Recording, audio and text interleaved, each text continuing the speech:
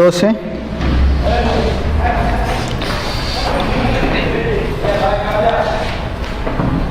Vamos a leer el verso 1 y el verso 2.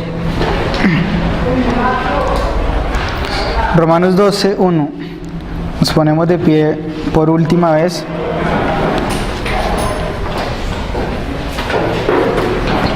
Dice la Escritura en Romanos 12, 1. Así que, hermanos, os ruego por las misericordias de Dios que presentéis vuestros cuerpos en sacrificio vivo, santo, agradable a Dios, que es vuestro culto racional. No os conforméis a este siglo, sino transformaos por medio de la renovación de vuestro entendimiento, para que comprendáis cuál es la buena voluntad de Dios, agradable y perfecta. Amén. ¿Podemos sentar? Como todos sabemos, la vida cristiana no es fácil para todos los verdaderos creyentes, ya que primeramente la vida cristiana siempre demanda sacrificios y negarnos a nosotros mismos para nosotros solamente servir a Dios. Ser cristiano no es simplemente ir a una reunión evangelística, a una iglesia y decir yo acepto a Jesús con todo, yo acepto al Señor Jesucristo en mi corazón. Esto no vuelve a una persona cristiana. Esto no es ser verdaderamente una persona cristiana como verdaderamente Dios lo ha demandado en la Escritura. Nosotros conocemos a una persona que es cristiana porque verdaderamente está viviendo conforme a la palabra de Dios. Lo que cree de Dios vive conforme a la palabra de Dios. Ser cristiano demanda sacrificios que se deben demostrar con nuestra vida y se debe reflejar en nuestro modo de actuar, se debe reflejar en nuestro modo de pensar, y nuestra vida se debe asemejar siempre a la vida de Cristo. Por eso nosotros no debemos de compararnos con los demás, sino debemos siempre compararnos con Cristo. Si mi forma de actuar y mi forma de pensar se parece más como a la forma que el mundo piensa, verdaderamente es porque no soy cristiano. Y lo primero que debemos de hacer es que debemos de examinarnos nosotros mismos si verdaderamente estamos viviendo conforme a la palabra de Dios. Este pasaje que acabamos de leer nos muestra nuestras responsabilidades como seguidores del Señor Jesucristo. Nos dice ahí Romanos: así que, hermanos, os ruego por las misericordias de Dios. Pablo empieza dirigiéndose acá en este capítulo en una súplica a los hermanos de Roma por la misericordia que Dios ha tenido hacia ellos. Para nosotros poder entender cuál es la misericordia que Dios ha tenido hacia ellos, tenemos que leer los 11 primeros capítulos del libro de Romanos, porque si leemos la carta de Romanos podemos llegar solamente a pensar que el requisito más grande que Dios está pidiendo en los 11 primeros capítulos es la fe, pero esta fe proviene de la misericordia de Dios que Dios ha tenido por todos los pecadores. Si Dios no hubiese tenido misericordia, jamás nosotros hubiésemos podido obtener fe. Como pecadores necesitamos de Dios y que Dios se compadezca de nosotros. Somos hombres pecadores, necesitamos de la fe de Dios. ¿Y por qué nosotros necesitamos de la fe de Dios? Para poder nosotros recibir esa justicia de Dios por medio de la fe. Y en todos los 11 primeros capítulos de esta carta, Pablo lo que nos está haciendo es hablando de las misericordias de Dios. Es el tema central de los 11 primeros capítulos del libro de Romanos. Por eso es que Pablo nos muestra una explicación de todo el Evangelio en los 11 primeros capítulos de la carta de Romanos. Lo que hace Pablo es exponernos todo el Evangelio, toda la misericordia de Dios en estos 11 capítulos, donde encontramos la única manera en que una persona puede llegar a ser salva. No vamos a encontrar ninguna otra manera, otro método para nosotros alcanzar la salvación, aparte de que el Pablo ya ha expuesto en los 11 primeros capítulos. Si tú piensas que hay otro método para poder ser salvo, aparte del que Pablo acababa de explicar en los 11 primeros capítulos, es porque verdaderamente no conoces el único plan de salvación, y lo que estás haciendo es que estás rechazando la misericordia de Dios. Esta salvación no se centra en lo que nosotros podemos hacer, sino en lo que Dios ya ha hecho a nuestro favor. Podemos decir que la carta de Romanos la podemos dividir en 4 grandes secciones. La primera sección comienza en Romanos 1:18 y termina en Romanos 3:20, donde se nos muestra nuestra necesidad de tener una justicia, porque con nuestra justicia nosotros jamás vamos a poder agradar a Dios. La segunda sección comienza en Romanos 2:21 y termina en Romanos 8:39. Aquí Pablo nos habla de una justicia provista por la obra de Cristo. Y la tercera sección comienza en Romanos 9:1 y termina en Romanos 11:36, donde se nos habla de una justicia vindicada. En otras palabras, la muerte de Cristo es necesaria para nosotros poder reconciliarnos con Dios. Y la cuarta y última sección empieza aquí en Romanos 12:1 y termina en Romanos 15:13, que es la justicia practicada, cómo nosotros debemos de tener una vida conforme al evangelio que hemos creído. Por lo tanto, hermanos, lo que debemos hacer ahora es, por la gran misericordia que Dios ha tenido por nosotros, quien nos ha provisto un Salvador suficiente para que pague por todos nuestros pecados, es que debemos presentar nuestros cuerpos en sacrificio vivo, santo, agradable a Dios, porque esto es nuestro culto racional. Entonces vamos a dividir este estudio en 2 partes, en 2 puntos. Punto 1, las características de una conducta cristiana. Y el segundo punto es cómo podemos alcanzar nosotros esa conducta cristiana. Entonces vamos al punto 1, características de una vida cristiana.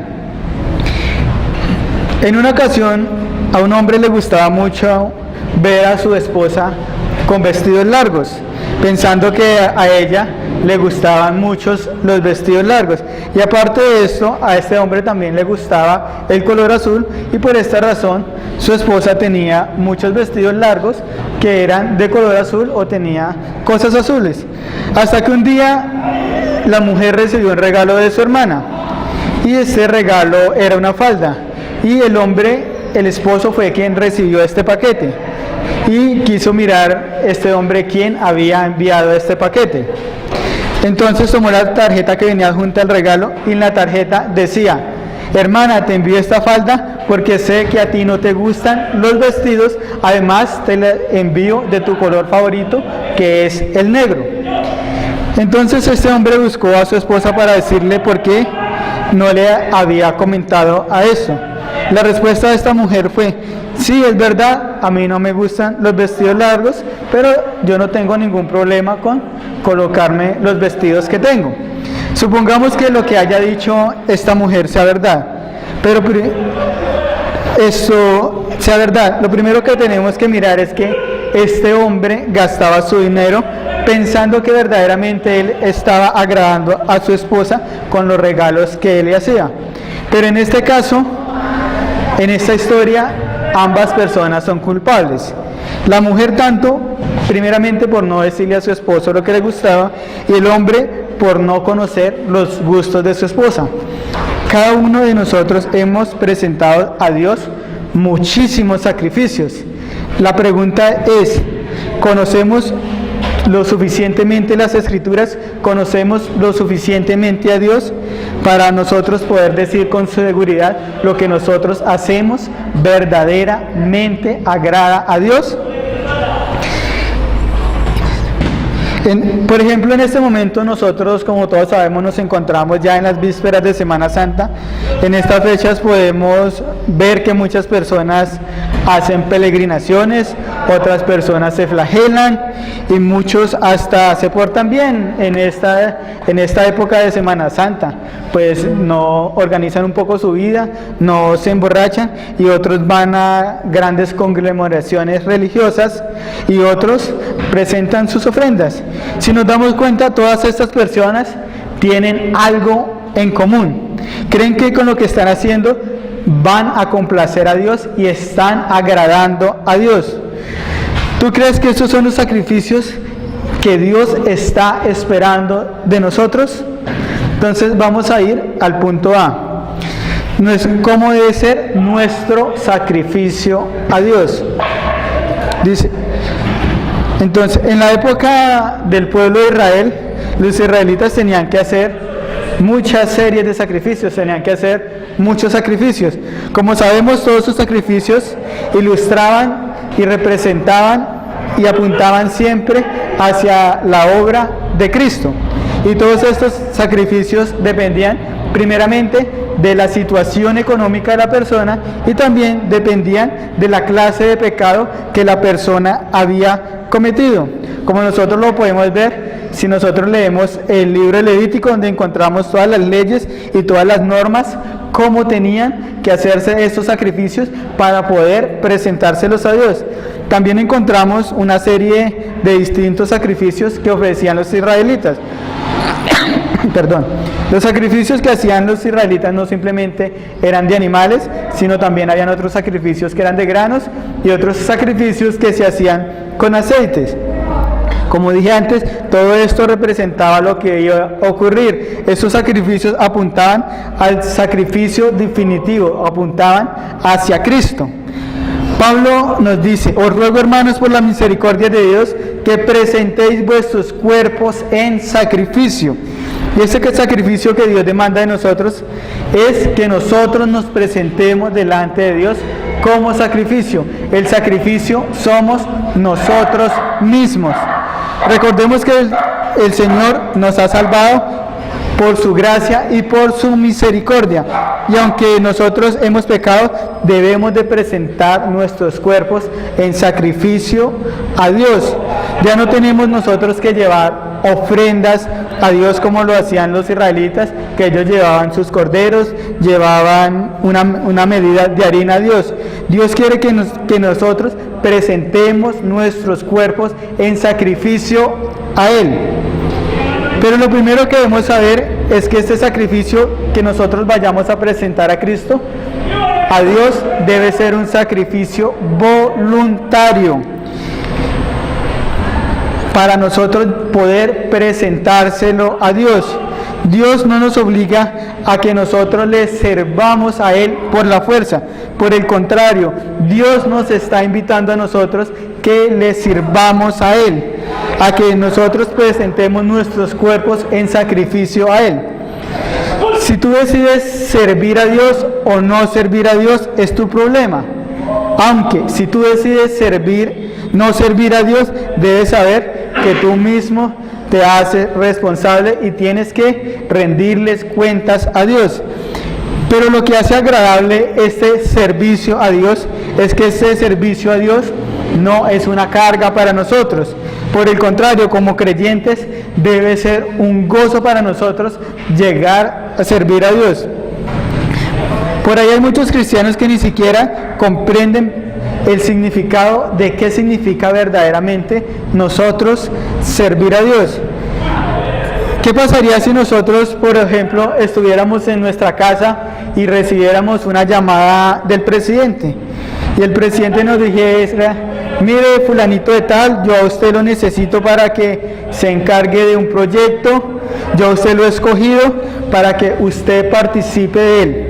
Recuerde que este proyecto en el que yo a usted lo he escogido va a cambiar la vida de muchas personas en este país. ¿Cómo te sentirías tú si el presidente te llamara y te dirigieras eso? Te podrías sentir de pronto orgulloso, feliz o quizás nervioso porque este proyecto que piensa emprender el presidente va a afectar todo el país. Pero hermanos, recordemos siempre que hay una cosa demasiado importante que nosotros hacemos como cristianos. Si tú que estás sentado ahí eres cristiano, a ti no te ha llamado el presidente de la República, sino el que te ha llamado es el Dios que creó los cielos y la tierra y quiere que tú participes en su proyecto. Y este proyecto puede cambiar la vida de muchas personas. No solo puede cambiar la vida de unas personas, sino de muchas personas. Y ese proyecto también puede cambiar la humanidad.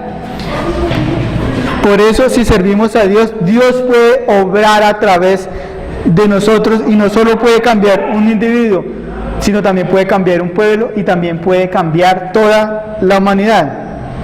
Pero la pregunta es, ¿nosotros estamos dispuestos a servir a Dios en su plan de salvar a la humanidad de la condenación? Lamentablemente muchos cristianos no tienen este espíritu de servicio.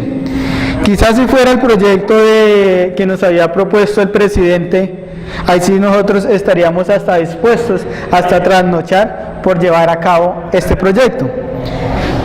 Pero estamos en un proyecto mucho más grande, estamos en un proyecto mucho más ambicioso.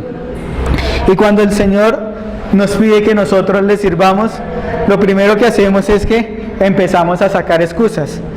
Uy, tengo una reunión, tengo que ver televisión, tengo pereza, y cuando hay un estudio en la clase de un hermano, así tengamos tiempo, verdaderamente no vamos a este estudio de la palabra de Dios. Y en esta reunión donde deberíamos estar reunidos todos como iglesia, escuchando las instrucciones que nos está dando Dios, solo vamos unos pocos y los mismos de siempre se encuentran allí en este estudio. Si tú eres cristiano, tu vida como verdadero creyente es poder servir a Dios y servir a Dios en su reino.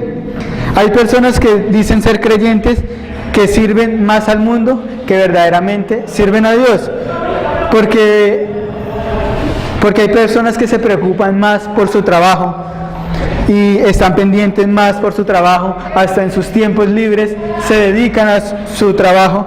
Debemos de servir al reino de nuestro Dios. Después de todo, Dios el Señor Jesucristo fue el que dio su vida para que nosotros pudiésemos ser salvos y librados de la condenación. Nuestro sacrificio no tiene que ser un sacrificio voluntario, también tiene que ser un sacrificio vivo.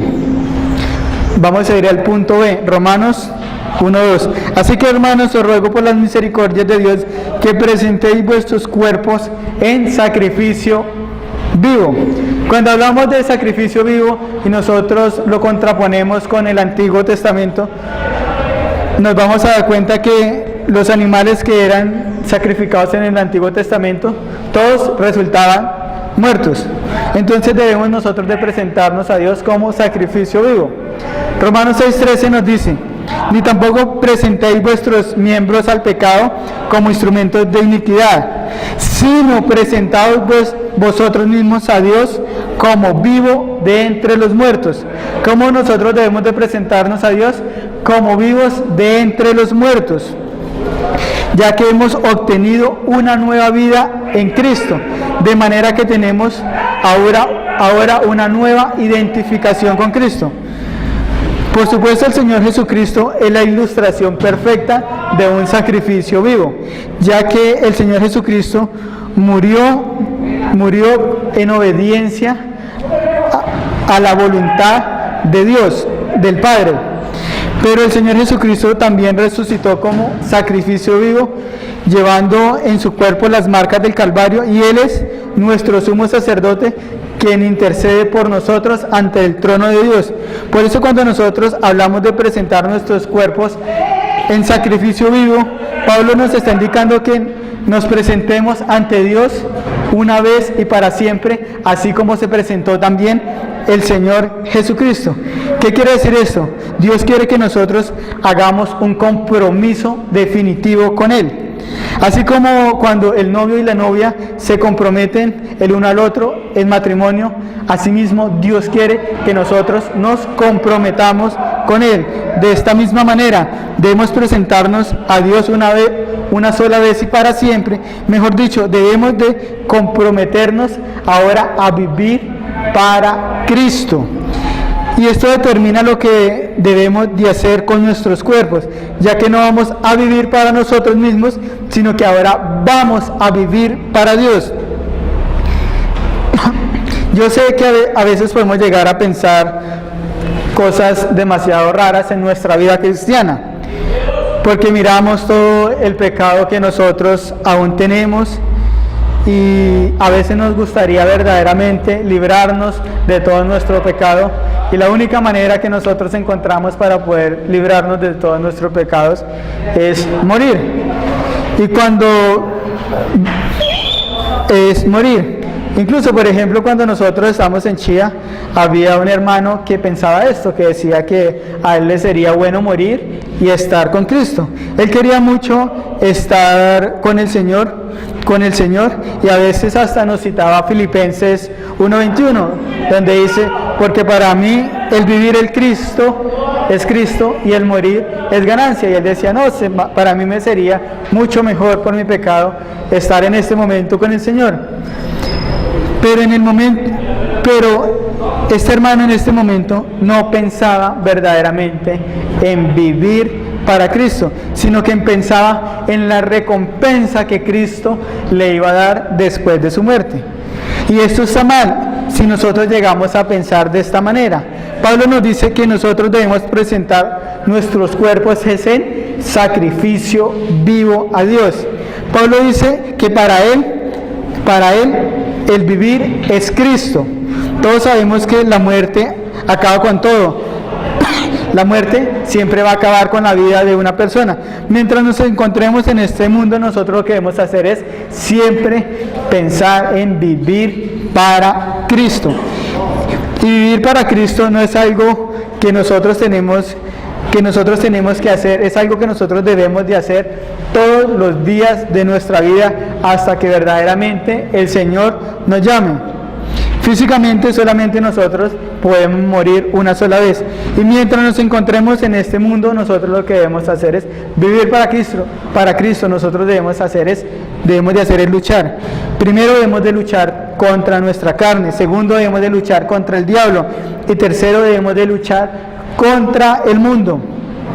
El hecho de que hoy viniendo para la iglesia tuve una tentación y obtuve victoria sobre esta tentación, no significa que nunca más voy a volver a tener otra tentación, o no significa que mañana me puedo relajar porque ya no voy a tener otra tentación. Como creyentes siempre nosotros debemos de mantener atentos, debemos de mantener nuestros ojos abiertos para nosotros no caer. El hecho de que hoy he leído un pasaje de la Biblia y lo entendí, no significa que ya no tengo que volver a leer la Biblia. El hecho de que hoy me he sentido bien alabando al Señor, no significa que mañana cuando esté cantando un himno en mi casa me vaya a sentir igual. La vida cristiana es una lucha constante. Por eso Pablo nos dice en Romanos: así que, hermanos, os ruego por las misericordias de Dios que presentéis vuestros cuerpos en sacrificio vivo. Y en esta lucha y en este sacrificio vivo que nosotros hacemos todos los días, es una pelea de todos los días que solamente se va a acabar con nuestra muerte o hasta que el Señor regrese en gloria. Ojalá podamos decir todos los que estamos aquí, como el apóstol Pablo cuando ya presentía que se iba a morir, como en el texto que leímos esta mañana, ahí en 2 Timoteo 4:6, porque yo ya estoy para ser sacrificado y el tiempo de mi partida está cercano. Mire lo que concluye Pablo: he peleado la buena batalla, he acabado la carrera, he guardado la fe. No pensemos que los hermanos que llevan más tiempo en el Evangelio, las cosas les son más fáciles o les son más sencillas para ellos. No, hermanos, no es lo mismo. Todos tenemos luchas, aunque las luchas que yo tenga se diferencian de las luchas que tengan otro hermano. Yo puedo en este momento estar luchando contra mi orgullo, otro hermano puede estar luchando contra la lujuria y otro hermano puede estar luchando contra la pereza. Lo único que es probable es que los hermanos que son mucho más maduros en la fe ya han superado muchos obstáculos, y lo que para ti es difícil, para ellos en este momento ya es fácil, porque ya ellos han luchado contra ese pecado, pero ellos tienen otras luchas. Las luchas que yo tengo en este momento no van a ser las luchas que yo voy a tener dentro de 5 años, las luchas que voy a tener dentro de 10 o dentro de 20 años. Todos los días tenemos que luchar con nuestra carne, tenemos que luchar contra el mundo y contra el diablo que constantemente nos está atacando. Yo recuerdo que en una entrevista de Jay Packer es ya un maestro de la escritura, él tiene creo que 94 años y él dice: yo todavía tengo mis luchas y tengo mis luchas como anciano que soy, y es un hombre que toda la vida ha sido un verdadero creyente, y aún en esta edad él dice que tiene sus luchas de esa edad. Todos tenemos diferentes tipos de luchas y sabemos que nuestras luchas no son es que me cayó el hueco, el diablo es el que me está atacando, o es que se me perdieron los 5,000 para comprar el desayuno, debe ser el diablo que me quitó los 5,000. Contra lo que nosotros tenemos que luchar diariamente es contra la carne, contra nuestro pecado que nos quiere esclavizar a su voluntad, contra el mundo que desea que nos parezcamos a él, contra el diablo que nos incita siempre a ir en contra de la voluntad de Dios. Por eso, hermanos, debemos estar vivos para Cristo, y si vivimos para Cristo y si estamos vivos para Cristo, tenemos que pelear la buena batalla. ¿Y cómo podemos pelear la buena batalla? Efesios 6:11, vestidos de toda la armadura de Dios para que podáis estar firmes contra las acechanzas del diablo. Constantemente el Señor nos dice: sigue adelante, sigue adelante. No estamos muertos nosotros en nuestros delitos y pecados como está muerto el mundo, sino que estamos vivos para dar la pelea hasta el final. No es fácil ser un sacrificio vivo delante de Dios.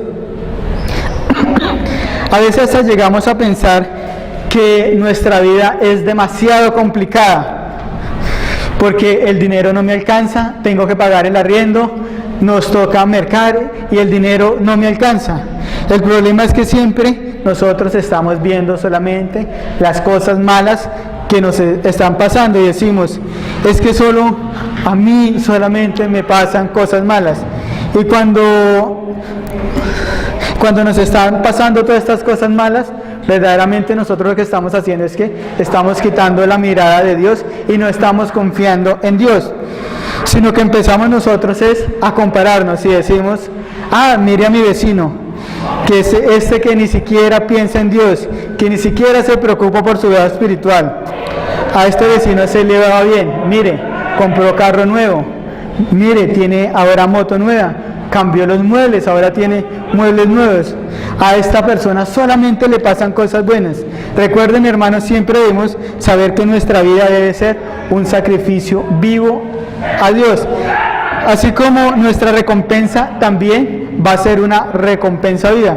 Y este vecino que no le pasa nada, por el contrario, que le va muy bien en su vida y que vive conforme a los deseos de este mundo, también va a tener su castigo y no va a ser una recompensa viva. Escuchemos lo que nos dice Asaf en el Salmo 73:1.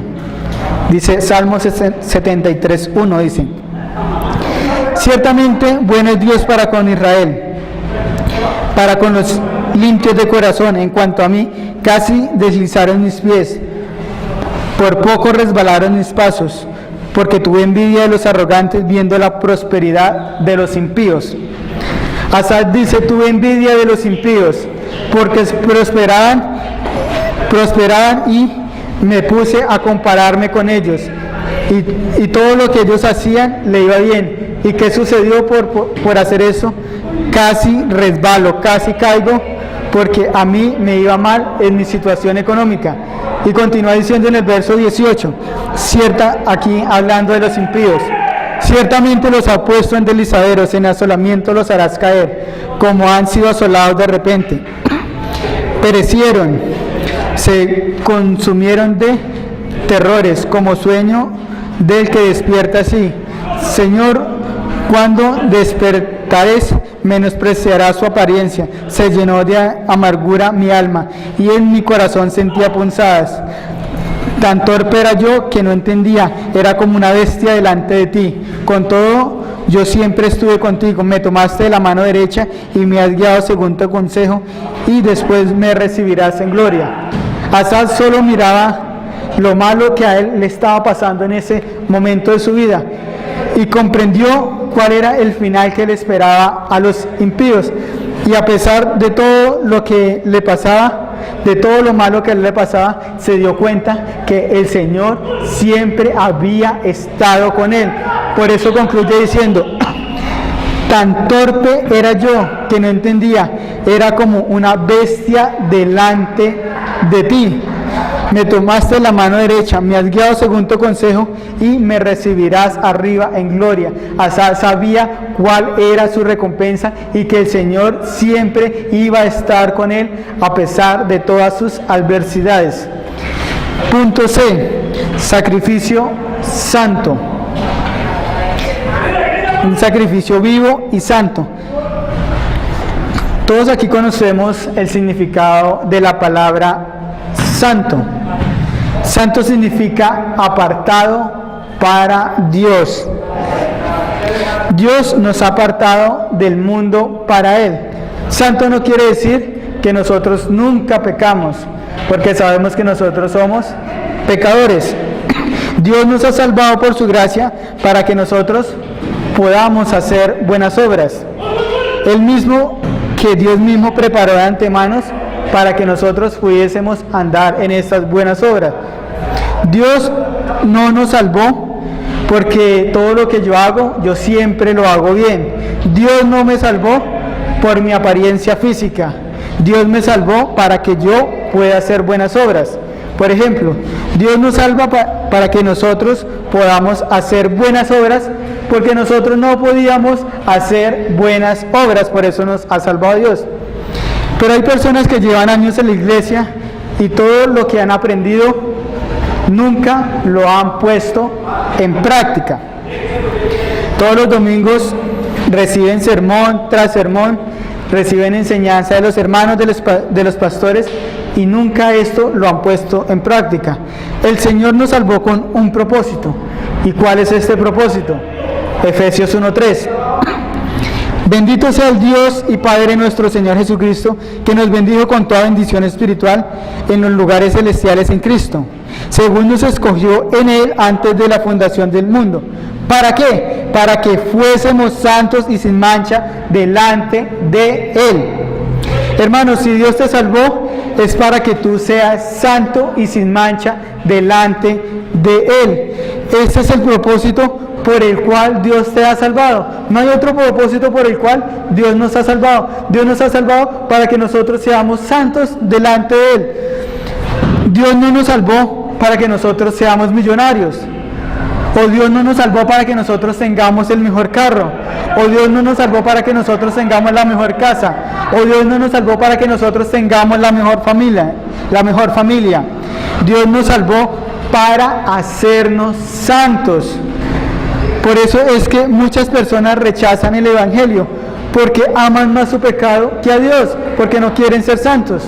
Juan 3:19 dice: y esta es la condenación, que la luz vino al mundo. ¿Quién vino al mundo? Cristo vino al mundo. Y los hombres amaron más las tinieblas que la luz. Los hombres amaron más su pecado que a Cristo, porque sus obras eran malas. Porque todo aquel que hace lo malo aborrece la luz y no viene a la luz, para que sus obras no sean reprendidas. Mas el que practica la verdad viene a la luz, para que sea manifiesto que sus obras son hechas de Dios. Dios nos salvó para hacernos santos y para que nosotros pudiésemos hacer buenas obras. Ese es el propósito con el que Dios nos ha salvado. ¿Para qué Dios escogió a Israel en el Antiguo Testamento? Para que fuese testimonio para los demás pueblos. Dios apartó a Israel como pueblo santo. Y los israelitas, en vez de ser testimonio al mundo, lo que hicieron es que se volvieron igual a los demás pueblos. Entonces debemos de ser un sacrificio vivo, santo y agradable a Dios. Todos recuerdan la historia de Caín y Abel. El sacrificio de Caín no fue agradable a Dios. Dios no aceptó el sacrificio de Caín. Pero Dios sí aceptó el sacrificio de Abel. ¿Por qué Dios no aceptó el sacrificio de Caín y sí aceptó el sacrificio de Abel? Hebreos 11:4. Por la fe. Hebreos 11:4 dice: por la fe Abel ofreció a Dios más excelente sacrificio que Caín. Abel tenía fe en Dios, pero nosotros nos damos cuenta que hay gente que dice: es que yo creo en Dios, yo tengo fe en Dios, pero yo hago las cosas a mi manera y yo sirvo a Dios como yo quiera. Pero eso no sirve de nada delante de Dios. Imagínense que a nosotros nos contratan para contar botones. Nosotros llegamos a nuestro trabajo y nos ponemos a hacer cualquier cosa menos contar botones. Así hay personas que llevan a Dios lo que quieren llevar a Dios, pero las cosas verdaderamente no funcionan de esta manera. Yo debo llevar a Dios lo que Dios me dice que yo debo de llevar. Yo no debo llevar otra cosa, sino solamente lo que Dios me dice que debo de llevar. Es más, sabemos que el pueblo de Israel hacían sacrificios a Dios de animales, y Dios dijo: estoy harto de esos sacrificios. Me tienen cansados sus sacrificios, porque sus sacrificios solamente son un ritual. Los israelitas se habían vuelto religiosos, hacían sus sacrificios, estos sacrificios porque simplemente era un requisito, mientras su corazón estaba en otra parte. Isaías 1:11 dice: ¿para qué me sirve, dice Jehová, la multitud de vuestros sacrificios? Hastiado estoy de holocaustos, de carneros y de cebo de animales gordos. No quiero sangre de bueyes, ni de ovejas, ni de machos cabríos. Hay personas que piensan: solo hay que cumplir con lo que Dios demanda, y lo que Dios demanda es que yo esté el domingo a la iglesia y que lleve los diezmos. Eso es lo único que Dios demanda. Si solo hacemos esto, simplemente esto sería un ritual solamente, y estaríamos haciendo lo mismo que hicieron los israelitas, que llevaban simplemente un sacrificio y su corazón verdaderamente no estaba con Dios. Nunca permitamos que nuestro sacrificio se convierta simplemente en un ritual. Unos dicen: tengo que orar porque tenemos que orar, y la oración no es de corazón, sino que hacemos una oración como algo mecánico. ¿Qué diferencia hay si nosotros recitamos el Padre Nuestro, si es algo mecánico y verdaderamente no lo hacemos de corazón? Si oramos porque pensamos que simplemente debemos de hacerlo todos los días y no lo hacemos de corazón y con el deseo de acercarnos a Dios, es preferiblemente no orar. Esta oración verdaderamente no tendría sentido si nosotros no lo hacemos de corazón y porque nos queremos verdaderamente acercar a Dios.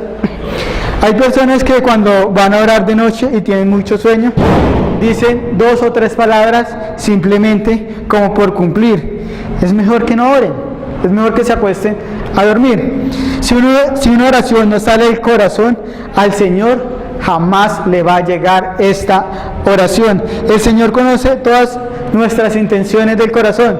Sabemos que tenemos que hacer un sacrificio, y cuando lo hacemos al Señor debemos de hacer un sacrificio, pero lo debemos de hacer es de la manera correcta, como Dios nos pide que nosotros debemos de hacer este sacrificio. Si vamos a orar o a estudiar la Biblia, nosotros lo primero que debemos de hacer es quitar todos nuestros pensamientos que nos estorben en la oración o en la meditación, y debemos acercarnos a Dios en reverencia, sabiendo a quién nos hemos acercado, y nos debemos de acercar de todo corazón. A una persona nadie, por ejemplo, le obliga a comer, sino que simplemente tiene un deseo de comer por el hambre. Si lo que hacemos no es un sacrificio de corazón, lo que nosotros estaríamos haciendo es simplemente estaríamos haciendo un ritual y estaríamos solamente cumpliendo con la religión y no estaríamos nosotros cumpliendo con Dios. Y todo esto no sirve de nada. El Señor le dijo a los israelitas que ofrecían estos sacrificios de animales simplemente como un ritual. Ahí mismo en Isaías, en el verso 16, lavaos y limpiaos, quitad la iniquidad de vuestras obras delante de mis ojos, dejad de hacer lo malo, aprended a hacer el bien, buscad el juicio, restituid al agraviado, hacer justicia al huérfano, amparad a la viuda. Hermanos, ¿por qué nosotros nos preocupamos más por lo que nos sucede a nosotros que verdaderamente nosotros preocuparnos por la vida espiritual? Unos dicen, uy, es que soy como muy gordito, otros dicen, uy, es que me salió una espinilla en la cara, y se preocupan más por eso que verdaderamente preocuparse por su vida espiritual. Por ejemplo, cuando nosotros trabajamos, porque nosotros siempre hacemos lo mejor para agradar al jefe. Y cuando nosotros vamos a estudiar la Biblia, vamos a orar o vamos a escuchar alguna prédica, ¿por qué no pasa lo mismo? Porque nosotros no nos esforzamos a hacer estas cosas. O porque cuando hacemos, digamos, ya sea un agasajo para un familiar, un amigo o para un hijo, hacemos siempre todo lo posible porque todo esto nos salga bien. Y cuando vamos a hacer algo para el Señor, nosotros no ponemos este mismo entusiasmo ni este mismo interés, sino que decimos, bueno, el Señor conoce mi corazón. El sacrificio que debo llevar al Señor debe ser un sacrificio vivo y un sacrificio agradable. ¿Y saben por qué? Porque es nuestro culto racional. ¿Qué significa que sea nuestro culto racional? Que esto tiene una lógica. Hay muchas creencias como que tienen los evolucionistas, los ateos o algunas religiones que creen cosas insólitas y absurdas, que si usted se pone a pensar es difícil creer en lo que ellos mismos creen. La palabra de Dios es sencilla y todo lo que nos dice son cosas lógicas. Todo lo que nosotros creemos de Dios es algo lógico, no es algo por ahí vano. Nuestra fe no es una fe ciega, sino que es una fe no es una fe ciega que está fundada en lo que yo creo, en lo que pienso, sino que es una fe que está fundada en la palabra de Dios. Nuestra fe está fundada en el conocimiento de Dios.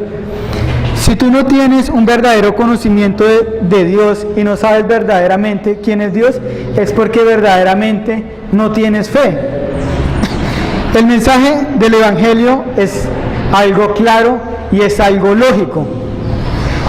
Por ejemplo, el Evangelio nos dice, todos los hombres son pecadores, están destituidos de la gloria de Dios y por su pecado todos los hombres se van a condenar solitos, están caminando derecho para el infierno. Y el Señor Jesús, siendo Dios, se hizo hombre y vivió una vida perfecta sin pecado y luego pagó el precio que nosotros merecíamos por nuestro pecado. Y ahora por su sacrificio nosotros somos salvos. Esto es un mensaje lógico. Estábamos condenados y Cristo nos salva de nuestra condenación. No necesitamos nosotros estudiar muchos libros o dedicar muchas horas de estudio para nosotros poder comprender el mensaje del Evangelio. Nosotros éramos pecadores, Cristo vino y se hizo hombre y ahora nos salvó. Es un mensaje lógico, fácil de entender. Vamos a ir a nuestro segundo punto. ¿Cómo podemos alcanzar o cómo podemos tener una conducta cristiana? Romanos 12:2. No os conforméis a este siglo, sino transformados por medio de la renovación de vuestro entendimiento. Esta palabra que entendimiento se traduce como mente. Para que comprobéis cuál sea la buena voluntad de Dios, agradable y perfecta. Como verdaderos creyentes y seguidores de Cristo, nosotros no podemos adaptarnos a los pensamientos de este mundo o conformarnos a este mundo, ni seguir sus modas, ni seguir sus pensamientos. Más bien lo que debemos hacer es transformar nuestro entendimiento, transformar nuestra mente. Y eso no es solamente una transformación externa, sino que también es una transformación interna. El Señor Jesús le dijo a los fariseos, fariseo ciego, limpia primero lo dentro del vaso, del vaso y del plato, para que también lo de afuera sea limpio. No se trata solo de que ahora que somos cristianos tenemos que nosotros cambiar nuestra apariencia externa. Por ejemplo, ahora que soy cristiano debo cambiar mi forma de vestir, debo cambiar mi forma de hablar, sino que es una transformación que debe también cambiar mi conducta. Incluso nosotros, siendo cristianos, ya dejamos de frecuentar bares, dejamos, incluso si tenía el vicio de fumar, dejar de fumar, ya nos vestimos de la manera adecuada y hablar bien, y más sin embargo, aún nosotros no podríamos ser transformados. No solamente es algo externo, sino que también es algo interno. Nuestra transformación no es solo dejar de hacer cosas, sino nosotros, como también hemos visto en los mandamientos, no es solo negativo, sino que también es algo positivo, porque nuestra transformación debe cambiar todo. Por ejemplo, si vamos a ver cómo debemos de cambiar en una manera positiva, Gálatas 5:22, mas el fruto del Espíritu es amor, gozo, paz, paciencia, benignidad, bondad, fe, mansedumbre, templanza.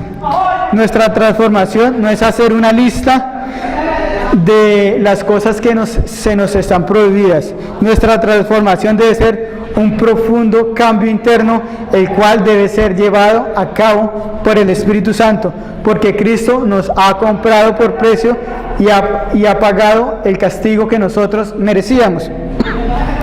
Por eso no podemos conformarnos a este mundo, ni tampoco podemos conformarnos a sus pensamientos. Nuestra libertad es estar sujetos a Cristo, y en Cristo todos nosotros somos libres, porque nosotros ahora amamos hacer todo aquello que debemos hacer. Por eso somos libres en Cristo, porque amamos hacer todo aquello que debemos de hacer. Por eso es que nuestra vida en Cristo debe ser totalmente sometida siempre a la voluntad de Dios, cada día renovando nuestra mente, y esto se debe hacer desde adentro hacia afuera. Porque si pensamos presentar nuestros cuerpos en sacrificio vivo, santo y agradable a Dios, para que toda nuestra vida sea una adoración espiritual a Dios, debemos siempre valorar más a Cristo que al mundo y entregarnos solamente a Cristo. Y esto solamente lo podemos hacer solamente por la renovación de nuestra mente, porque solo así podemos alcanzar esta transformación. Cuando la Biblia nos habla de que nosotros debemos renovar nuestra mente o nuestro entendimiento, nos dice es que debemos de cambiar todos aquellos pensamientos que nosotros creemos, y debemos de cambiarlos o conformarlos a la voluntad de Dios, para vivir conforme a la voluntad de Dios. Por ejemplo, si escuchamos un sermón, o estamos leyendo la Biblia, o cuando estemos haciendo nuestro devocional, y aprendemos cosas diferentes de lo que nosotros pensamos, lo que debemos hacer es que debemos de renovar nuestra mente, cambiar los pensamientos que teníamos antes por lo que ahora nos está diciendo la palabra de Dios. Ejemplo, supongamos, yo pienso que ser un buen esposo simplemente es llevar la comida a la casa y pagar el arriendo. Y en el sermón del domingo, en mi lectura de la Escritura o en mi devocional, me doy cuenta de que ser un buen esposo demanda primeramente que debo amar a mi esposa, que debo convivir con ella de una manera comprensiva, que debo ser sabio en la manera como debo de tratarla, que debo reconocerla y siempre respetarla. Lo que debo hacer es que debo renovar mi mente conforme a la verdad de Dios. Debe ser algo interno que se manifieste internamente. Entonces debo cambiar mi pensamiento del que yo tenía antes, que pensaba que simplemente era llevar mercado a la casa y pagar el arriendo, sino debo cambiarlo por lo que Dios me dice en la Escritura. Así es como debo renovar mi mente. Por ejemplo, o si aprendo en mi devocional conforme a la Escritura, ¿cuál es la manera como me debo vestir? Debo cambiar mis pensamientos que tengo por lo que me dice la palabra de Dios. Hay muchas personas que piensan, simplemente nosotros podemos cambiar el mundo con la educación. Si las personas estudian, van a ser mejores personas. Pero preguntémonos, ¿es que acaso no se puede usar la educación para estafar, para manipular a las demás personas o para hacer cualquier otro tipo de maldad? El hombre, como sabemos, es un ser egoísta que solamente piensa en sí mismo. La educación no es la solución para este mundo, aunque la educación, considero que la educación está bien, pero la educación no es la solución para nosotros cambiar el mundo. El problema es que todos los hombres somos pecadores. Muchas personas piensan que la psicología puede cambiar el mundo. La psicología no puede cambiar el mundo, porque la psicología lo único que hace es enseñarle a las personas, dice, tú eres borracho, tienes que aceptar que tú eres borracho y ya no tienes que hacer eso. La psicología lo que se está metiendo es en el ámbito espiritual. ¿Cómo yo puedo solucionar un problema espiritual con algo que solamente piensa el mundo? La palabra de Dios, si tú eres borracho, te dice, oye, tú eres un pecador, Dios está airado contigo todos los días de tu vida por tu pecado. Lo que debes de hacer es arrepentirte e ir a Dios en arrepentimiento y fe. Eso es lo que enseña la Escritura. ¿Cómo la psicología puede cambiar el mundo? No la puede cambiar el mundo. Lo que pasa es que lo que debe hacer un pastor, un teólogo, ahora lo están haciendo los psicólogos. Entonces, Efesios 4:23 nos dice, y renovados en el espíritu de vuestra mente. Si no renovamos el espíritu de nuestra mente, entonces no podrá haber un verdadero cambio en nuestras vidas, sino renovamos nuestras mentes. Es imposible para nosotros vivir para Cristo si no renovamos nosotros nuestra mente. Por eso es indispensable, primeramente, un cambio de corazón, un cambio de entendimiento, un cambio de voluntad, un cambio de emociones, un cambio de voluntad. Es por eso que la conversión es una nueva creación en Cristo. El problema de la humanidad, se solucionaría el problema de la humanidad simplemente donde los hombres se sometieran a la palabra de Dios. La solución a los problemas del mundo es el Evangelio, que las personas vivan conforme a la palabra de Dios. Nuestra mente tiene un espíritu que no solo opina, que no solo percibe y detecta también muchas posturas, la conducta, y también tiene una inclinación. Y cuando nosotros pecamos, el cuerpo es el que actúa obedeciendo nuestra mente. Porque mi mano solita no es la que decide pecar, sino que mi mente, mi pensamiento, mi voluntad es la que le da la orden a mi mano para que peque. El problema de nuestra mente no radica en que nuestra mente no es una supercomputadora donde nosotros podemos almacenar toda la información que necesitamos y que la saquemos en el momento preciso. El problema es que somos seres caídos y nuestras mentes tienen un espíritu, y como somos caídos, nuestras inclinaciones, nuestra mentalidad siempre va a ser hostil hacia la palabra de Dios. Nuestra mente siempre está inclinada a ir en contra de Dios, está inclinada siempre a rebajar a Dios y verlo y no verlo como realmente es. Es por eso que el apóstol Pablo dice en Romanos 1:28, y como ellos no aprobaron tener en cuenta a Dios, Dios los entregó ¿a qué? A una mente reprobada para hacer cosas que no convienen. Así somos por naturaleza. No queremos ver verdaderamente la grandeza de Dios, y es por esta razón que a muchos les cuesta en su mente dedicar tiempo para cada día conocer más a Dios. El verso 1 nos dice, así que pues, hermanos, os ruego por las misericordias de Dios que presentéis vuestros cuerpos en sacrificio santo, vivo, agradable a Dios, porque es vuestro culto racional. Nuestro objetivo principal, ¿cuál es? Glorificar a Dios. O sea, existimos para dar nuestros cuerpos, nuestra vida, para que glorifique a Dios y manifestar y enseñar y manifestar todas las obras de Dios. Por lo tanto, debemos nosotros primeramente renovar nuestras mentes, porque nuestras mentes caídas no se deleitan en Dios, ni tampoco quieren adorar a Dios. Por eso debemos nosotros renovar nuestras mentes para poder glorificar a Dios. Efesios 4:17 dice: esto pues digo y requiero en el Señor, que ya no andéis como los gentiles, que andan en la vanidad de su mente, teniendo el entendimiento entenebrecido, ajenos de la vida de Dios, por la ignorancia que hay en ellos, por la dureza de su corazón. Pablo dice que la mente de una persona sin Dios lo que hace es que piensa cosas huecas, piensa cosas vacías, piensa cosas superficiales por la ignorancia que tiene acerca de Dios. Y todo esto sucede por el endurecimiento de los corazones, porque yo cuando empiezo a pensar cosas huecas, todo lo que es contrario a Dios, voy a endurecer más mi corazón y voy a ser más hostil cada vez hacia la palabra de Dios. Nuestros corazones duros deben de someterse siempre a la supremacía de Cristo, y por lo tanto nuestras mentes ciegas no pueden ver verdaderamente la supremacía de Cristo. Debemos de renovar nuestra mente por la obra del Espíritu Santo, a fin de que nuestra vida se vuelva una adoración total a Dios en todo lo que nosotros hacemos. Y esta es una obra del Espíritu Santo.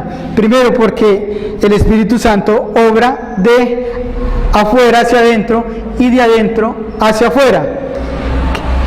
¿Qué quiere decir esto? Que el Espíritu Santo obre de afuera hacia adentro.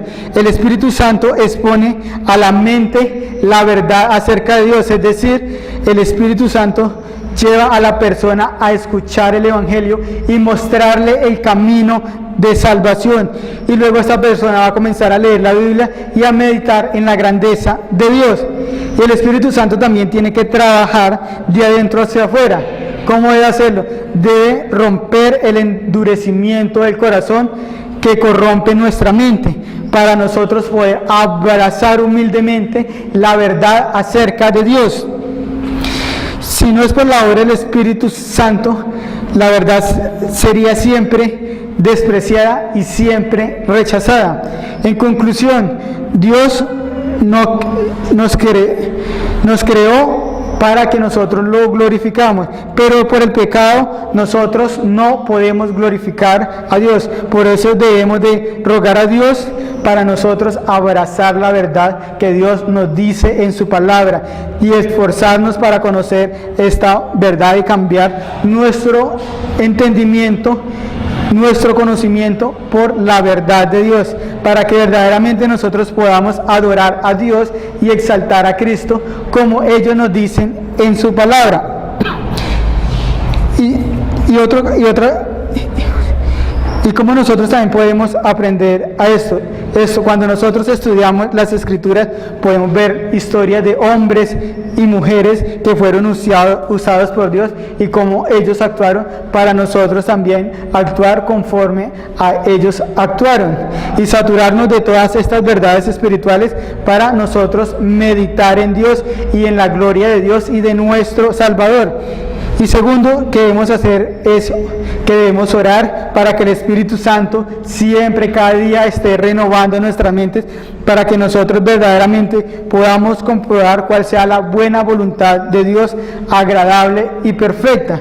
Si nosotros nos saturamos de todo el conocimiento de Dios, vamos verdaderamente a saber cuál es la voluntad de Dios, agradable y perfecta. Por ejemplo, supongamos, si yo he renovado mi mente, ¿cómo sé cuál es la buena voluntad de Dios? Que siempre voy a actuar conforme Dios me ha enseñado que debo actuar en la palabra de Dios. Y cuando nosotros cada vez vamos actuando más conforme a la palabra de Dios, entonces vamos a vivir más conforme a la palabra de Dios. A veces, por ejemplo, nos pasan que a los hombres, que por ejemplo vemos una mujer bonita y casi siempre la miramos y siempre pensamos, no debo hacerlo. Y entonces miramos para otro lado. Pero cuando nosotros nos saturamos del conocimiento de Dios y hemos renovado con el conocimiento de Dios, simplemente miramos y nos da igual y pasamos simplemente de largo y no vamos a pensar otras cosas porque nos hemos llenado del conocimiento de Dios, porque nuestra mente ha sido renovada por medio del Espíritu Santo. Y esta es la buena voluntad de Dios, agradable y perfecta, porque ya todo lo que vamos a hacer, lo vamos a hacer solamente para la gloria de Dios. Amén. Vamos a concluir.